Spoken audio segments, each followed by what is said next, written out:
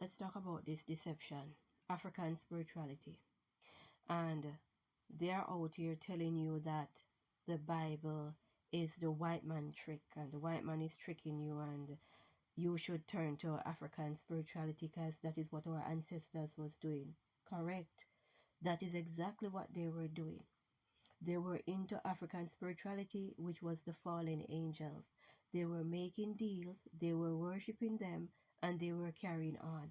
Africa was the headquarters, it was a hotbed, right?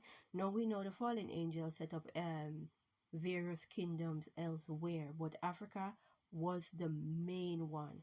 It lasted the longest. They cut the most deals. They made the most covenants, I should say, in Africa. And the people, to a large part today, still hold on to their teachings, still hold on to their ways in the form of African spirituality. Now, this form of worship spreads into the Caribbean. It is in Cuba, it's in Brazil, parts of America, but it's not that big. It's mainly big in Africa and Haiti, right? Because they want black people that is not from Africa to identify with it, to go towards ancestral worship, right? No disrespect to Africans, but you need to understand we are all not the same. We are from the same tree but different branches. And that is why it is no surprise when you see the artist Beyonce include traces of Oshun in her albums. It's not by chance because they are promoting her. No, I was very surprised when I saw an article that referred to Oshun as the queen of witches because that's exactly what she is. She is the queen of witches and she is the second in command when it comes down to the fallen angels. The fallen angels would not have gotten this far without her. She is very important. Where she is locked up, Oshun is none other than Ishtar, right? All wrapped up. Different time, different season, same evil. And where she is locked up, she is on the bottom, and the one they call Lucifer, Gadriel, Satan is at the top. Because I was shown her locked away in the dark. I was also shown her in her kingdom because the Most High wanted me to see that this woman is the queen of the marine kingdom. Now I saw her on what looks like an island, and I walked into the dimension from behind her chair. So the waters was in front of her. She was sitting on the island. I walked behind her chair. She got up and we got into an argument. We continued to move on.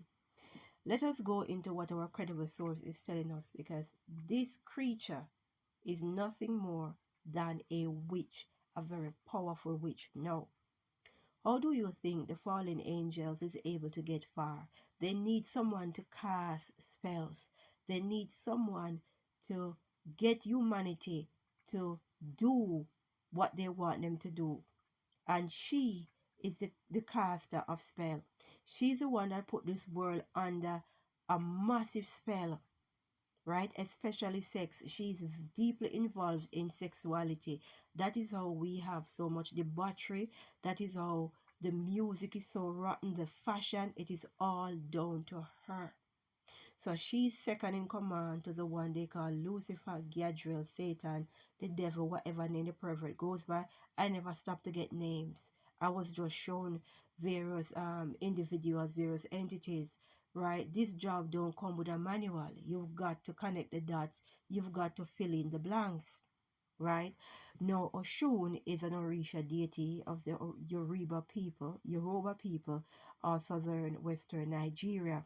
Oshun is commonly called the river Orisha or goddess in Yoruba religion and is typically associated with water, purity, fertility, love, and sensuality. Okay? Now, let us get into another part where it says Oshun is a central figure in the creation of human beings. The Yoruba people believe that the Orishas were sent by Holodomor, who is considered the supreme god. That is none other than Lucifer, Satan, Gadriel, another name for the pervert, right? She was sent to populate the earth, right? Oshun, being one of the original 17 sent to earth, was the only female deity, and that explained a whole lot. The other gods, all male, they failed at their attempts to revive and populate the earth. When they realized they were unable to complete the task given to them by Holodomor, they tried to persuade Oshun to help them. Oshun agreed and brought forth her sweet and powerful waters and bring life back to earth and humanity and other species into existence. She is very powerful and very needy because these male fallen angels thought they never needed her, right? But all the mayor, as one of the story goes, had to let them know that they needed her. No, Oshun is a goddess of fertility, love, sensuality, right? She's associated with the peacock and the color yellow, gold, coral, amber, and white. Now, her Greek counterpart is the goddess Hera, and she is the patroness of woman, marriages, childbirth. Her sacred bird, is also the peacock. The Roman counterpart, Juno, protector of marriage, right? And she's a goddess of fertility, childbirth. She too is associated with the peacock. Now, Ishtar is the goddess of love, fertility, and wisdom. These goddesses are nothing more a reincarnation of Oshun. On whatever levels, who come first, the chicken or the egg, don't matter to me. It's the same demon, it's the same devil. And that is why there is a push. There is a push for people to adopt African spirituality. And they keep telling you about the white man and the Christianity and the Bible and all of that, right? Because they are going to do whatever to defend this. They are defending Oshun in the name of color, in the name of your ethnic background, right? These creatures, these entities, they take the shape and color of anything whenever they want. I'm fortunate and blessed enough to be able to see them in their original form, their original created form. And Oshun is a black African woman. I was shown her.